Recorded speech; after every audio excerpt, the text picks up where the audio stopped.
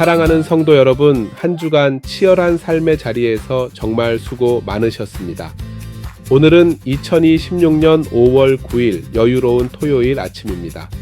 달콤한 쉼을 누리는 분들도 계실 테고, 주말임에도 밀린 집안일이나 내일 주일 사역을 준비하시는 분들, 또 오늘도 여전히 삶의 현장을 묵묵히 지키시는 분들도 계실 텐데요.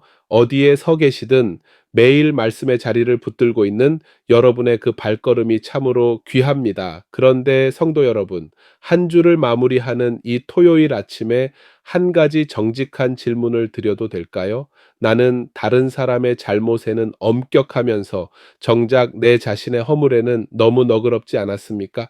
타인의 작은 허물은 큰 산처럼 보이고 내 큰 죄는 작은 모래알처럼 가볍게 여겼던 한 주는 아니었는지요. 오늘 우리가 함께 묵상할 말씀은 창세기 38장 1절부터 30절까지입니다. 성경 전체에서 가장 당혹스럽고 어두운 본문 중 하나입니다. 그러나 바로 그 어두움 속에서 하나님의 은혜가 어떻게 빛나는지를 보게 될 것입니다. 잠시 하던 일을 멈추시거나 편안히 눈을 감고 말씀에 귀를 기울여 보십시오.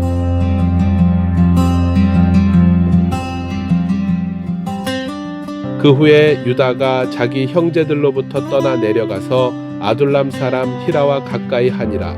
유다가 거기서 가나안 사람 수아라 하는 자의 딸을 보고 그를 데리고 동침하니 그가 임신하여 아들을 낳음에 유다가 그의 이름을 에리라 하니라.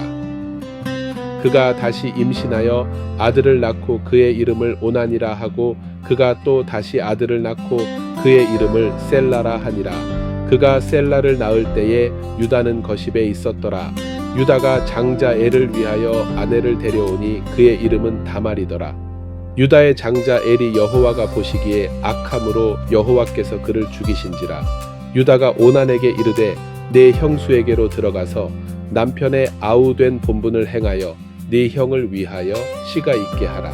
오난이 그 씨가 자기 것이 되지 않을 줄 알므로 형수에게 들어갔을 때에 그의 형에게 씨를 주지 아니하려고 땅에 설정하매 그 일이 여호와가 보시기에 악함으로 여호와께서 그도 죽이시니. 유다가 그의 며느리 다말에게 이르되 수절하고 내 아버지 집에 있어 내 아들 셀라가 장성하기를 기다리라 하니 셀라도 그 형들같이 죽을까 염려함이라. 다말이 가서 그의 아버지 집에 있으니라. 얼마 후에 유다의 아내 수아의 딸이 죽은지라. 유다가 위로를 받은 후에 그의 친구 아둘람 사람 히라와 함께 딥나로 올라가서 자기의 양털 깎는 자에게 이르렀더니 어떤 사람이 다말에게 말하되 내 시아버지가 자기의 양털을 깎으려고 딥나에 올라왔다 한지라. 그가 그 과부의 의복을 벗고 너울로 얼굴을 가리고 몸을 휩싸고 딥나 길 곁 에나임 문에 앉으니 이는 셀라가 장성함을 보았어도 자기를 그의 아내로 주지 않음으로 말미암음이라. 그가 얼굴을 가리었으므로 유다가 그를 보고 창녀로 여겨 길 곁으로 그에게 나아가 이르되 청하건대 나로 내게 들어가게 하라 하니 그의 며느리인 줄을 알지 못하였음이라. 그가 이르되 당신이 무엇을 주고 내게 들어오려느냐. 유다가 이르되 내가 내 떼에서 염소 새끼를 주리라. 그가 이르되 당신이 그것을 줄 때까지 담보물을 주겠느냐. 유다가 이르되 무슨 담보물을 내게 주랴. 그가 이르되 당신의 도장과 그 끈과 당신의 손에 있는 지팡이로 하라. 유다가 그것들을 그에게 주고 그에게로 들어갔더니 그가 유다로 말미암아 임신하였더라. 그가 일어나 떠나가서 그 너울을 벗고 과부의 의복을 도로 입으니라. 유다가 그 친구 아둘람 사람의 손에 부탁하여 염소 새끼를 보내고 그 여인의 손에서 담보물을 찾으려 하였으나 그가 그 여인을 찾지 못한지라. 그가 그곳 사람에게 물어 이르되 길 곁 에나임에 있던 창녀가 어디 있느냐. 그들이 이르되 여기는 창녀가 없느니라. 그가 유다에게로 돌아와 이르되 내가 그를 찾지 못하였고 그곳 사람도 이르기를 거기에는 창녀가 없다 하더이다 하더라. 유다가 이르되 그로 그것을 가지게 두라. 우리가 부끄러움을 당할까 하노라. 내가 이 염소 새끼를 보냈으나 그대가 그를 찾지 못하였느니라. 석 달쯤 후에 어떤 사람이 유다에게 일러 말하되 내 며느리 다말이 행음하였고 그 행음함으로 말미암아 임신하였느니라. 유다가 이르되 그를 끌어내어 불사르라. 여인이 끌려 나갈 때에 사람을 보내어 시아버지에게 이르되 이 물건 임자로 말미암아 임신하였나이다. 청하건대 보소서 이 도장과 그 끈과 지팡이가 누구의 것이니까 한지라. 유다가 그것들을 알아보고 이르되 그는 나보다 옳도다. 내가 그를 내 아들 셀라에게 주지 아니하였음이로다 하고 다시는 그를 가까이 하지 아니하였더라. 해산할 때에 보니 쌍태라. 해산할 때에 손이 나오는지라. 산파가 이르되 이는 먼저 나온 자라 하고 홍색 실을 가져다가 그 손에 메었더니 그 손을 도로 들이며 그의 아우가 나오는지라. 산파가 이르되 네가 어찌하여 터뜨리고 나오느냐 하였으므로 그 이름을 베레스라 불렀고 그의 형 곧 손에 홍색 실 있는 자가 뒤에 나오니 그의 이름을 세라라 불렀더라.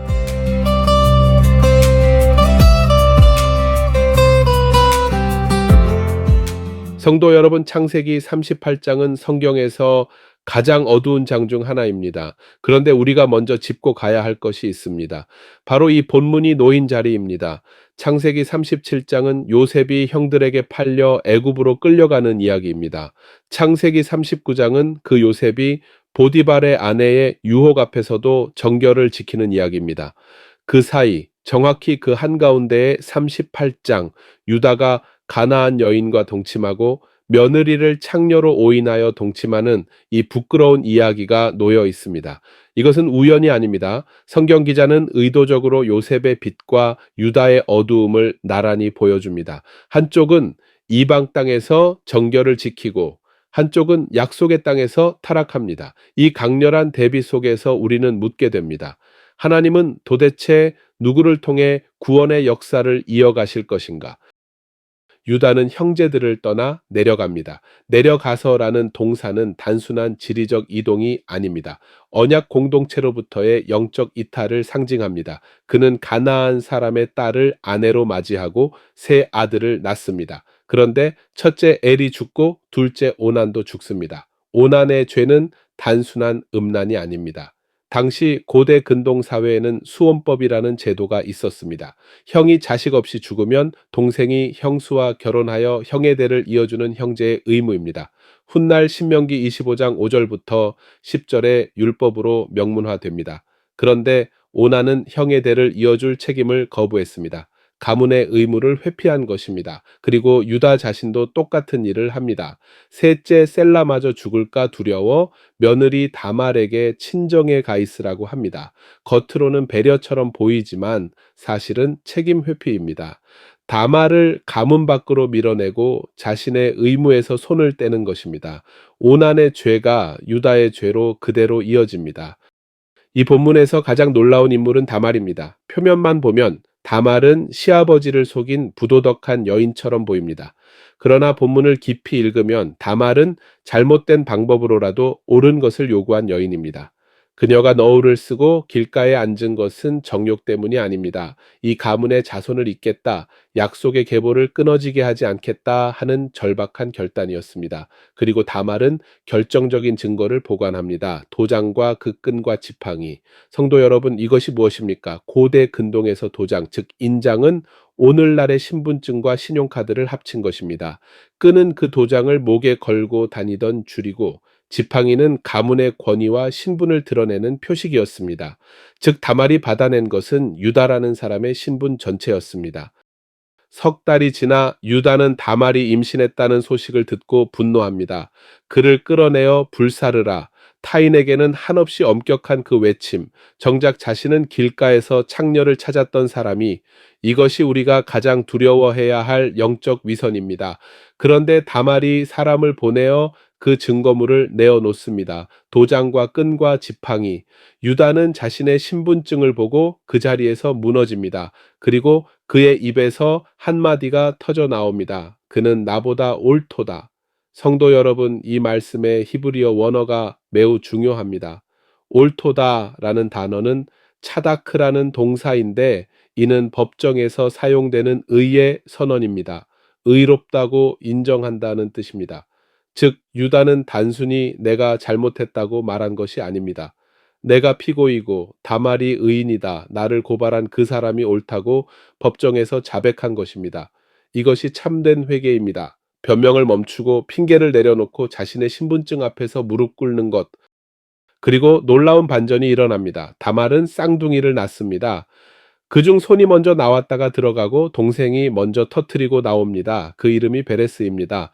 성도 여러분, 베레스가 누구입니까? 룻기 4장 18절부터 22절을 보십시오. 베레스에서 헤스론, 람을 거쳐 보아스, 오벳, 이사의 다윗으로 이어집니다. 그리고 마태복음 1장 3절을 펼쳐보십시오. 유다는 다말에게서 베레스와 세라를 낳고 예수 그리스도의 족보, 그 첫머리에 유다의 부끄러운 이름과 다말의 이름이 함께 기록됩니다. 하나님은 깨끗한 사람들의 깨끗한 가문을 통해서가 아니라 부끄러운 자백의 자리, 무너진 자존심의 자리, 그는 나보다 옳도다 하는 회개의 자리를 통해 구원의 역사를 이어가셨습니다. 유다의 회개가 없었다면 베레스도 없고, 베레스가 없었다면 다윗도 없고, 다윗이 없었다면 인간적으로 말해 예수님께로 이어지는 그 계보도 없었을 것입니다. 성도 여러분, 오늘 우리가 붙들어야 할 단 하나의 메시지는 이것입니다. 하나님이 원하시는 것은 우리의 완벽함이 아니라 우리의 정직한 자백입니다. 죄를 감추는 사람을 통해서가 아니라 내가 틀렸습니다 하고 항복하는 사람을 통해 하나님은 일하십니다. 그러므로 죄를 감추지 마십시오. 변명하지 마십시오. 도장과 끈과 지팡이가 들이밀어지기 전에 먼저 무릎을 꿇으십시오. 그 항복의 자리에서 끊어진 듯 보였던 은혜의 계보가 다시 이어집니다. 오늘 토요일 일상 속에서 단 하나의 실천을 제안합니다. 차 한 잔의 여유를 가지시든 일터의 짧은 쉬는 시간이든 3분만 멈춰 보십시오. 그리고 자신에게 정직하게 물어보십시오. 나의 도장과 끈과 지팡이는 무엇입니까? 내가 다른 사람에게는 엄격하게 정죄하면서 정작 내 자신에게는 가볍게 넘기고 있는 그 자리, 책임을 회피하고 변명으로 가리고 핑계로 덮어두었던 그 자리, 그 자리를 떠올렸다면 입술을 열어 단 한 문장만 고백해 보십시오. 주님, 당신이 옳습니다. 제가 틀렸습니다. 그리고 내일은 거룩한 주일입니다. 오늘 토요일 이 정직한 항복의 자리에서 가난한 마음으로 내일 주일 예배에 나아가십시오. 그 마음 위에 하나님의 은혜가 새롭게 부어질 것입니다. 함께 기도하겠습니다. 우리의 부끄러운 허물보다 언제나 크고 깊으신 하나님, 유다의 위선과 실패 속에서도 기어코 생명의 족보를 이어가신 그 은혜를 찬양합니다. 주님, 타인에게는 가혹하고 자신에게는 관대했던 우리의 교만과 굳은 마음을 용서하여 주옵소서. 도장과 끈과 지팡이가 들이밀어지기 전에 먼저 우리 입술을 열어 주님, 당신이 옳습니다 하고 고백하게 하옵소서. 쉼을 누리는 성도들의 가정에 평안을 더하시고 오늘도 수고하는 성도들의 일터에 넉넉한 위로를 부어 주시옵소서. 내일 거룩한 주일 가난하고 정직한 마음으로 주님 앞에 나아가 참된 회개와 새로운 은혜를 경험하게 하옵소서. 우리의 완전한 의가 되시는 예수 그리스도의 이름으로 기도드립니다. 아멘. 성도 여러분, 은혜 안에서 평안한 토요일과 복된 주일 보내십시오.